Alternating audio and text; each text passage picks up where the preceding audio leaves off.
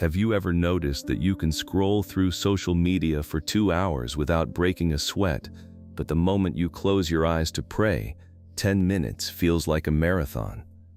Have you ever sat down to seek God and suddenly your mind becomes a chaotic marketplace?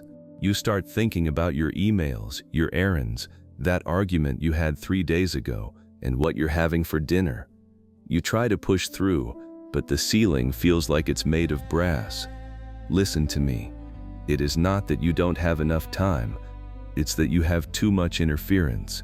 You aren't struggling to pray because you're a bad Christian. You're struggling because you have cultivated habits that are fundamentally allergic to the presence of God.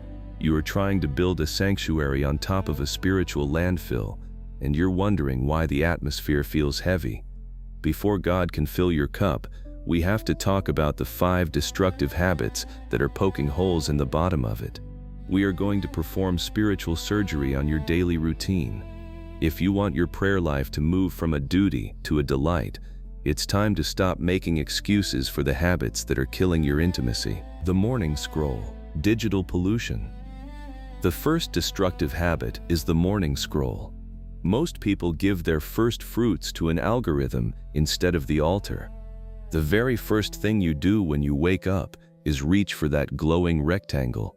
Before you've even thanked God for the breath in your lungs, you have invited the opinions, the news, the comparisons, and the stressors of 8 billion people into your bedroom. This is digital pollution. It's like pouring a bottle of ink into a glass of clean water before you take a drink. You have polluted your focus before the day has even begun. When you fill your mind with the worldly noise first, you become spiritually deaf to the still small voice for the rest of the day. You've conditioned your brain to seek a hit of dopamine rather than the weight of glory. If your phone is the first thing you touch, it has become the priest of your morning. A gatekeeper knows that the first hour of the day belongs to the king. If you want to hear from heaven, you have to stop starting your day in the world. The entertained soul, the dopamine trap. Habit number 2 is the entertained soul. We have become a generation that is terrified of silence. We have music in the car, podcasts while we clean, and a screen on while we eat. We have trained our brains to need constant stimulation every 15 seconds.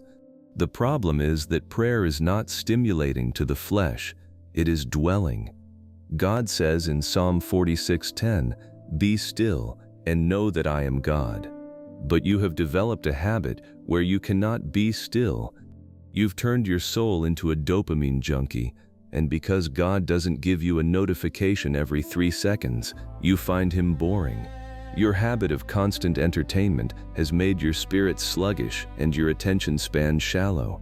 You cannot know him if you cannot sit with him. Prayer requires you to lean into the quiet, but your habits have made you run from it. If you don't learn to starve your craving for entertainment, you will eventually starve your spirit of the presence, harboring the small sin, the clouded connection.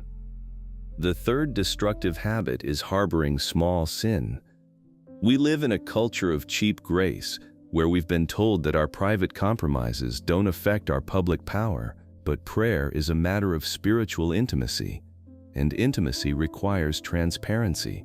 You cannot expect to have a clear line to the throne when you are intentionally keeping a backroom deal with the world. Think about this: prayer with unconfessed, cherished sin is like trying to make a phone call with a cut wire. The power is still in the station, but the connection is severed.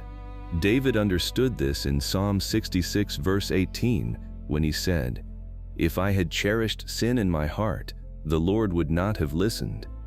Notice he didn't say if he struggled with sin. He said if he cherished it. If you have a habit of protecting a specific vice, a specific grudge, or a specific secret while trying to maintain a prayer life, you are going to feel a cloud. You're not struggling to hear God. You're struggling because you've built a wall. A gatekeeper knows that a clean heart isn't about perfection. It's about a refusal to hide. If you want the connection back, you have to stop hugging the very thing that is hurting your communication. The idol of productivity, the Martha complex. Habit number 4 is the idol of productivity. This is the religious habit. It's when you value work for God over waiting for God. You feel a sense of guilt the moment you sit still because your to-do list is screaming at you.